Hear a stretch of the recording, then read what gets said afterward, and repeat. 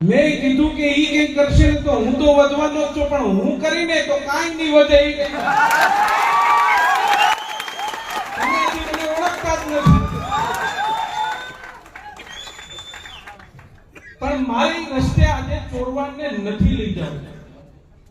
હું તમને એટલું તો વચન આપીશ કે ચોરવાડ નગરપાલિકામાં ભારતીય જનતા પાર્ટીની નગરપાલિકા બનશે.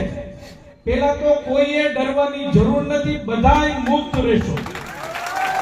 તમે જ્યાં જાવ હોય ત્યાં જઈ શકશો, એ મારી તમને વચન છે. તમારે ત્યાં લગ્ન પ્રસંગ હોય, જેને આમંત્રણ આપવું હોય, એ આ મંચ ઉપરથી હું જાહેરમાં કહું છું કે તમને છૂટ છે. આમાં રાજકારણ ના જ કરવું,